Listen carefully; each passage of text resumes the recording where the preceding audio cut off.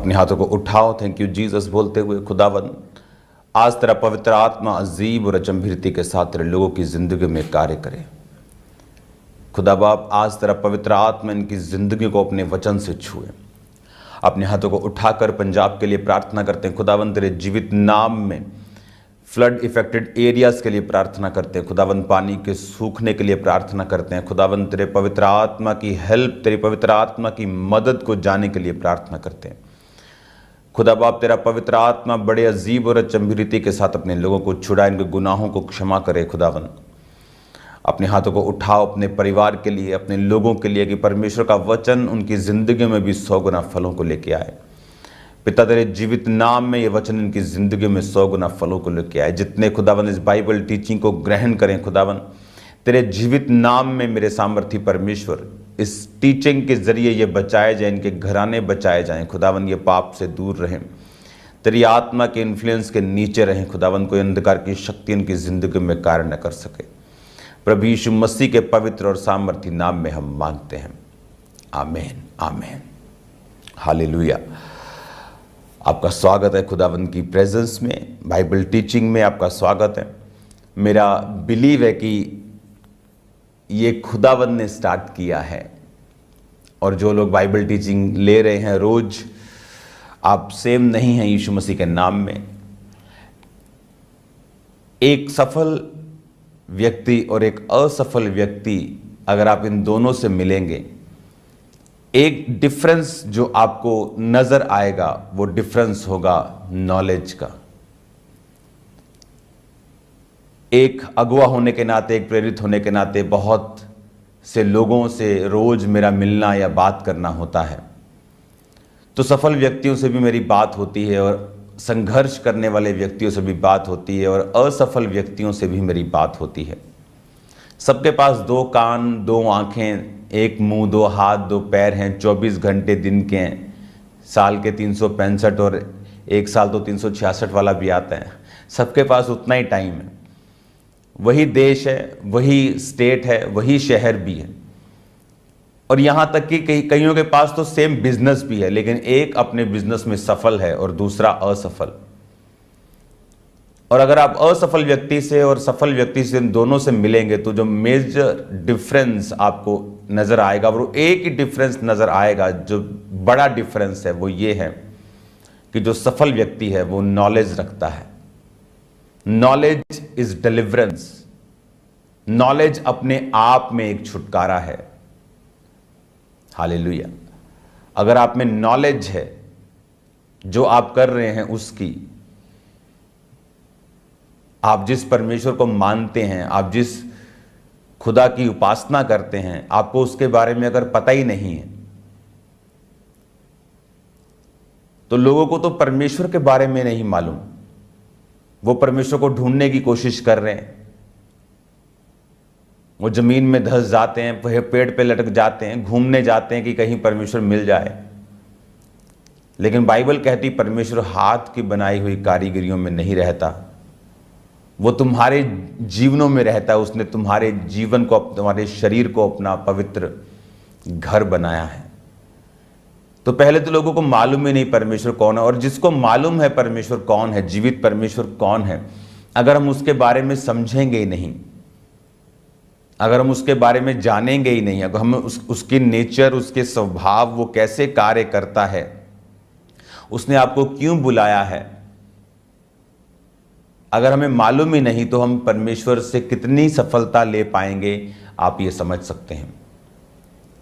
परमेश्वर इमोशनल नहीं है, वो स्पिरिचुअल है। बाइबल कहती है जब एक अंधा परमेश्वर के पास आया, पहले तो वो पुकारता रहा और परमेश्वर इग्नोर करता रहा।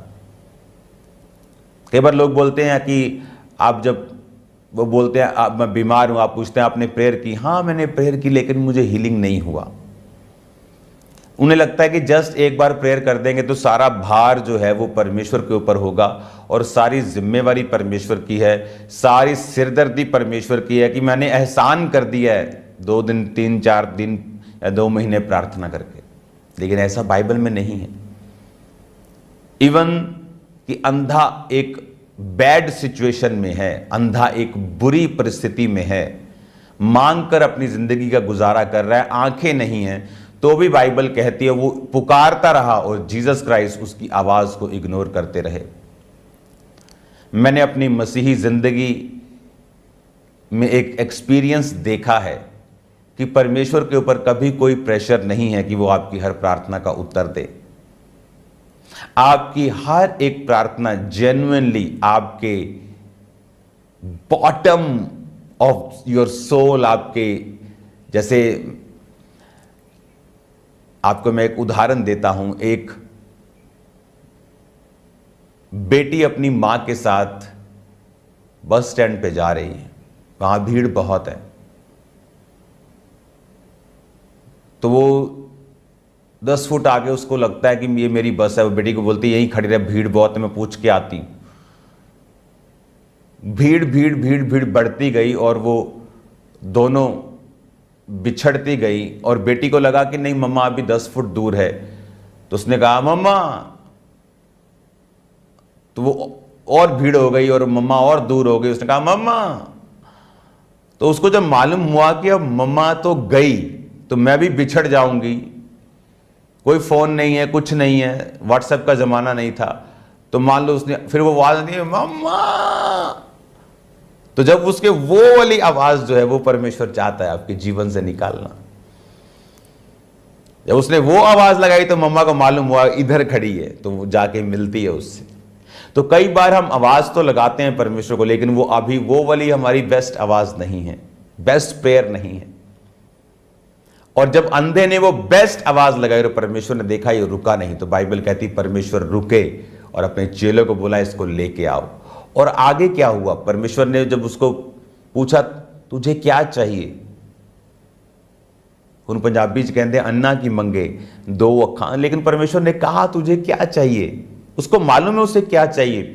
पर परमेश्वर ये चाहता है कि हम अपनी प्रार्थनाओं में बड़े स्पेसिफिक हों, बड़े क्लियर हों, बड़े ही क्लीन रीति से प्रभु को बता सकें मुझे क्या चाहिए। मुझे आशीष दे, कौन सी आशीष, तेरे घर की आशीष, तेरे फाइनेंस की आशीष, तेरे शरीर पर आशीष, किस चीज पर आप आशीष को मांगना चाहते हैं। मुझे हस्बैंड चाहिए, परमेश्वर बोलता है कैसा हस्बैंड चाहिए, अच्छे वाला। परमेश्वर तुझे एक एथलीट ला के दे दे अच्छे वाला, तो बोले नहीं मुझे तो ये पसंद नहीं था। वो एक टीचर ला दे तो बोले नहीं मुझे तो इंजीनियर पसंद है, इंजीनियर ला दे बोले मुझे डॉक्टर पसंद है।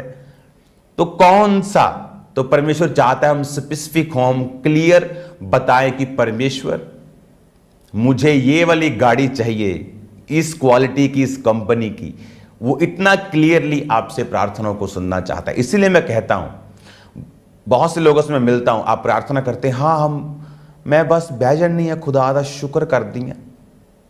वो ठीक है, क्योंकि आप अन्य जातियों से आए हैं, आपको लगता है ये इमोशनल चीज है, आप बैठ सकते हैं कई बार शुक्र करने के लिए, लेकिन परमेश्वर को नहीं मालूम फिर आपको क्या चाहिए। वो कहता मांगो तो दिया जाएगा। उसके बाद आपको प्रार्थना करनी है अपने बच्चों के लिए, आपको प्रेयर्स करनी है अपने लोगों के लिए, अपने लिए जो आप चाहते हैं परमेश्वर से। इसलिए मैंने कहा एक सफल क्रिश्चियन और एक असफल क्रिश्चियन दोनों के बीच में परमेश्वर के वचन की नॉलेज, प्रैक्टिकल नॉलेज, एक तो है बाइबल टीचिंग, लोगों ने ली हुई है थ्योरी और दिमाग खराब कर लिया उल्टा उस थ्योरी को। मैंने देखा है लोगों को, अच्छे भले थे, लेकिन जैसे टीचिंग ली दिमाग खराब हो गए। हर व्यक्ति से बहस, हर व्यक्ति को बोलना नहीं ये गलत है, ये हीलिंग गलत है, ये वाला गलत है, वो गलत है। क्योंकि बाइबल कहती ज्ञान जो है वो घमंड उत्पन्न करता है, लेकिन जो ज्ञान आप पवित्र आत्मा की रेवलेशन से सीखते हैं वो आपकी लाइफ में उन्नति को पैदा करता है और बंधनों को तोड़ता है। हालेलुया। आज हम पढ़ेंगे उत्पत्ति 18 उसकी 1 और 2 आयत को। उसमें लिखा अब्राहम ममरे के बांज वृक्षों के बीच कड़ी धूप के समय तंबू के द्वार पर बैठा हुआ था। तब यहोवा ने उसे दर्शन दिया। उसने आंखें उठाकर दृष्टि की तो क्या देखा, 3 पुरुष उसके सामने खड़े थे। जब उसने उन्हें देखा तब वह उनसे भेंट करने के लिए तंबू के द्वार से दौड़ा और भूमि पर गिरकर दंडवत की और कहने लगा। अब यहां पर जब हम देखते हैं कि परमेश्वर ने इस आयत से पहले, इस इंसिडेंट से पहले बहुत सारी चीजें अब्राहम के जीवन में घट चुकी थी। परमेश्वर अब्राहम को इससे पहले के बाप में दर्शन देकर कहता, अब्राहम मेरी उपस्थिति में चलता जा और सिद्ध होता जा, क्योंकि जो कुछ मैं तुझे देना चाहता हूं वो परफेक्ट चीज, एक आशीष है, खुदा ने आपको फाइनेंस की दी, आपको हील किया, लेकिन कुछ आपकी लाइफ में कुछ ऐसी मेजर ब्लेसिंग्स होती हैं जिस पर आपकी आने वाली फुल लाइफ डिपेंड करती है, जो आपकी लाइफ को परमेश्वर की ओर एक नई दिशा के साथ लेके जाती है। मैं उस आशीष की बात कर रहा हूं कि अब्राहम के पास पैसों की कमी नहीं थी, लोगों की कमी नहीं थी, आशीष की कमी नहीं थी,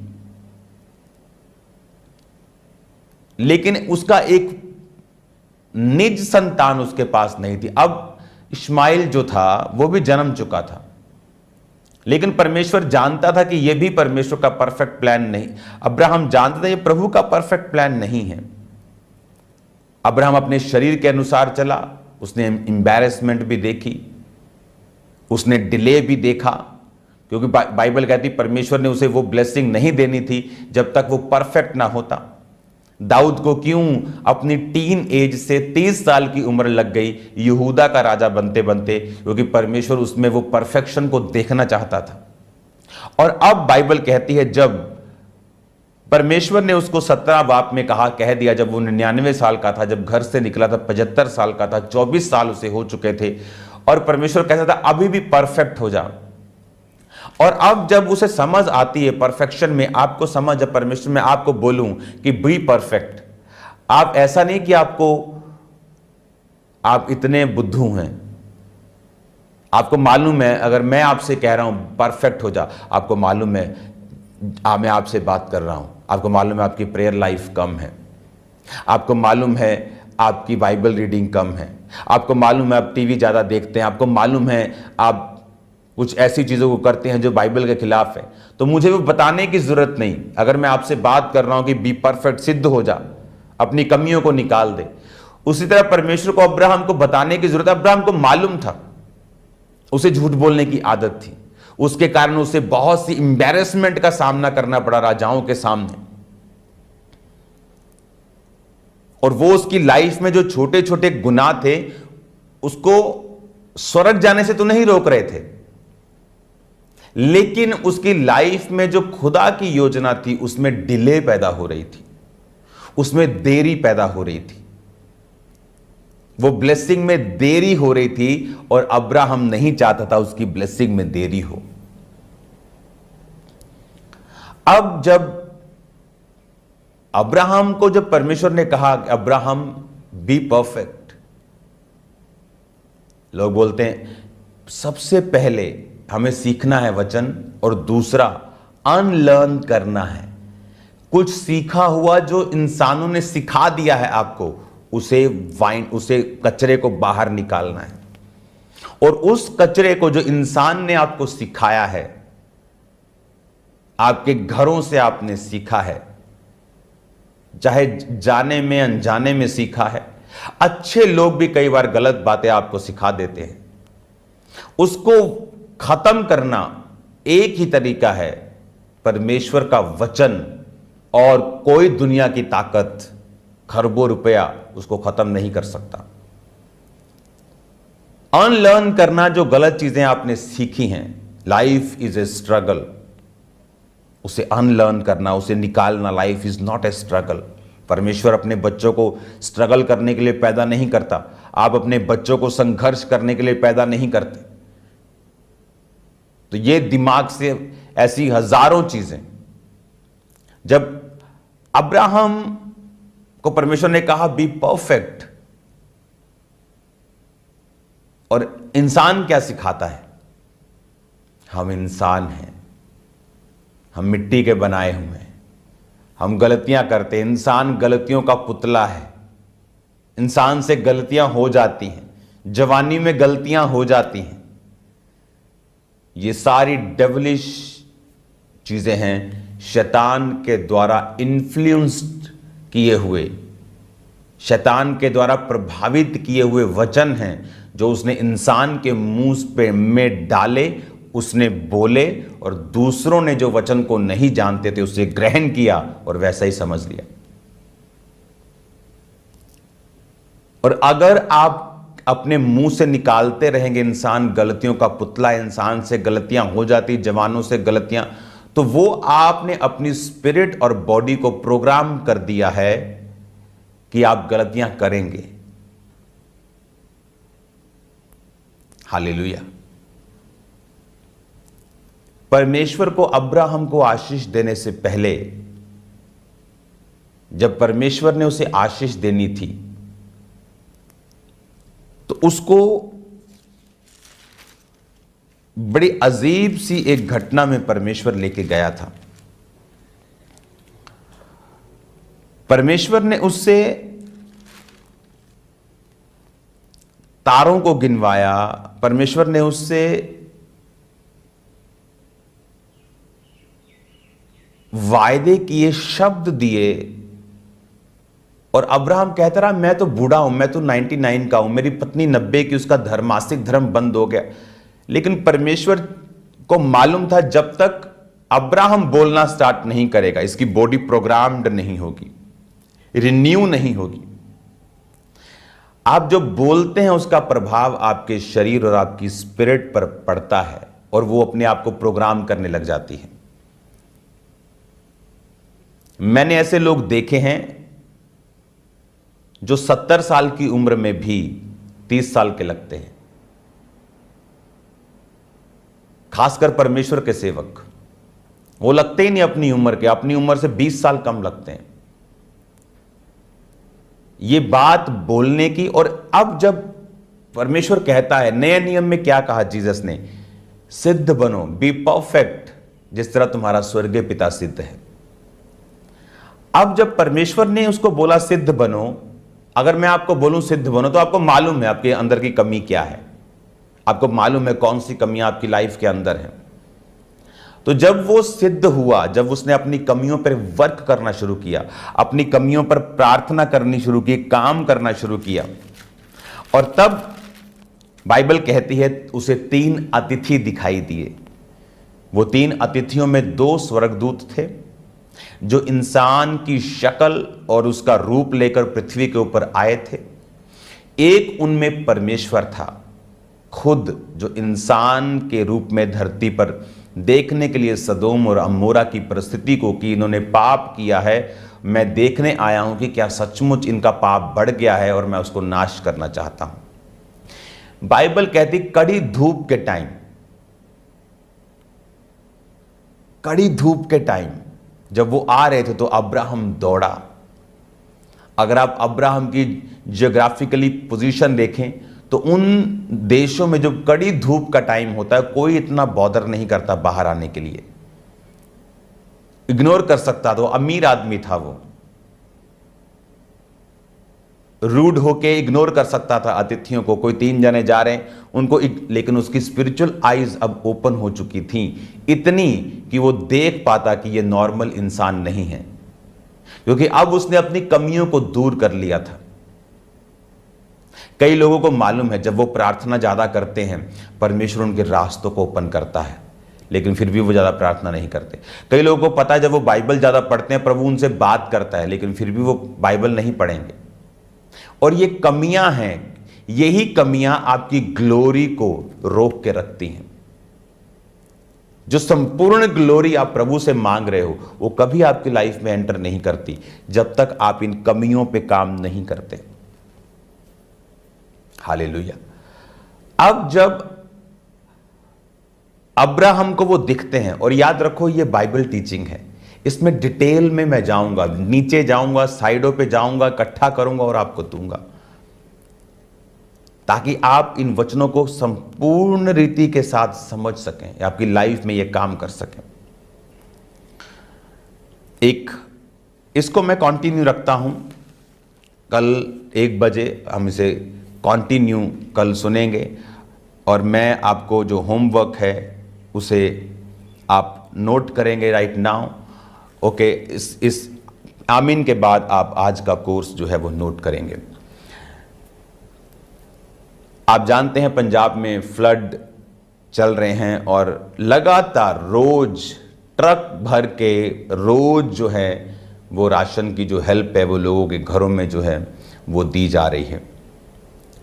और इस तरह से जो ट्रक्स हैं वो रोज जाते हैं एवरी डे, चाहे हम उसे इंटरनेट पे डालें। मेरी आदत नहीं है फोटो में खिंचाने की या चैरिटी को ज़्यादा एक्सपोज करने की, कई बार हमें डालनी पड़ती हैं ताकि जो दूसरे मेरे सन्स एंड डॉटर्स हैं वो उसे फॉलो करें, बिलीवर्स उस तरफ ध्यान दें। और वो क्योंकि उनको लगता है अगर मैं नहीं कर रहा हूँ तो शायद ये नहीं करना चाहिए, तो कई बार मुझे ऐसा फिर स्टार्ट करना पड़ता है। और आप जानते हैं जब यहाँ से चैरिटी जाती है तो सिर्फ वो लंगर के रूप में नहीं जाती। अगर इसका मैं लंगर लगाऊं एक दिन में तो 40 एरिया में लग सकता है, लेकिन एक एक 2-2 महीने का इकट्ठा राशन एक एक घर में भेजा जाता है। पानी, दूध, सैनिटरी पैड्स, ये एवरीथिंग उनके घरों में जो उन्होंने बोला उनकी सबकी वो नीड्स जो थी वो कंप्लीट की गई हैं। आज आई थिंक टीम जो है वो पटियाला क्षेत्र में है। मैं आपको ये इसलिए बता रहा हूँ क्योंकि मेरे ख्याल में ये ख़त्म होने वाला था, लेकिन फिर से फ्लड जो है वो मानसा जिला में भी फिर वो नदी शायद उसका बांध जो बंद था वो टूट गया। तो ये नंबर आपको नोट करना है, आप जहाँ भी हैं, ओके, जिस भी पंजाब के एरिया में है, कॉल सेंटर का नंबर आप अपनी स्क्रीन पे देखोगे। जस्ट इस नंबर पे आपको फ़ोन करना है, मैंने डेडिकेट टीमों को बिठा दिया है। आप चाहे जिस मर्जी एरिया में हैं, आप जस्ट फ़ोन कीजिए, अपना एड्रेस लिखाइए, बताइए कि आपको राशन की ज़रूरत है, आप घर में पानी है, फ्लड है, ये फ्लड इफेक्टेड और भी लोग हैं। कोई धर्म, कोई जाति, कोई बंदा, कोई भी हो, हमें कोई लेना देना नहीं है। यीशु मसीह धर्म को बदलने नहीं आए, वो जीवन को बदलने के लिए आए हैं। तो आपको ये मैसेज ध्यान से सुनना है। और बिलीवर्स जो खास तौर पे हैं, अगर आप बिलीवर हैं और एक गांव में हैं और आपको मेरा मालूम है, आपको पता है कि इस गांव में फ्लड है, आप जस्ट एक कॉल कीजिए कि इस गांव में 500 बंदा है, 1000 बंदा है, 2000 बंदा है, 5000 फैमिली भी होगी तो वहां पे ट्रक भर के पहुंच जाएंगे, डोंट वरी। लेकिन आपको बताना है कॉल करके कि कितने लोग हैं यहाँ पे जिनको वो चाहिए। तो क्वांटिटी प्रॉब्लम नहीं है। कोविड में आपने देखा है कि किस तरह से जो पूरी टीम इधर ही लग गई थी, तो लग जाएंगे, सब लगे भी हुए हैं। तो आपको लिखाना है जस्ट कि this is the real situation, ये रियल जो हो रहा है हमारे साथ। तो पहले हम राशन को देखेंगे, उसके बाद जो बाकी चीज़ें हैं उनके घरों की रिपेयर वगैरह वो भी देखा जाएगा। आप इस पे नोट करके आप अपना लिखाओ। हालेलुया, गॉड ब्लेस यू ऑल। याद रखो, अगर पौलुस जिंदा होता तो लाइव होता। आमीन। शाम को 8 बजे आपको मैसेजेस करने होते हैं।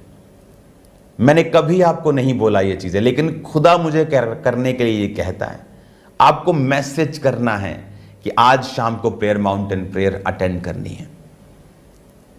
आज इवनिंग 8 बजे प्रेयर माउंटेन प्रेयर अटेंड करनी है। अपने रिश्तेदारों को, अपने लोगों को शेयर करो, यूट्यूब चैनल को, और बताओ आज प्रेयर में शामिल होना है। व्हाट्सएप पे शेयर करो, बोलो आज शामिल होना है। जैसे आप देखेंगे उनकी लाइफ में जो लोग आप जिनको मैसेज देते और वो चर्च नहीं आते, वो जस्ट प्रेयर मीटिंग को सुन के चर्च आएंगे और खुदावंद उनकी जिंदगी में काम करेगा। हालेलुया। अपने हाथों को उठाओ आखिरी प्रार्थना में। खुदा बाप, जितने वचनों को सुना जिंदगी में 100 गुना फलों को लेके आए। जितने वचन को कंटिन्यू सुने खुदावंद, इस बाइबल टीचिंग को लें, इनकी जिंदगियां सेम न रहें। मैं इनको आशीषित घोषित करता हूं खुदावंद, ये अपने परिवारों की बरकत का, अपने परिवारों के घमंड का कारण बने खुदावंद, कि जीसस क्राइस्ट ने इनकी जिंदगी में कार्य किया। प्रभु यीशु मसीह के नाम में हम मांगते हैं, आमीन आमीन। रात को 8 बजे मिलते हैं। God bless you all.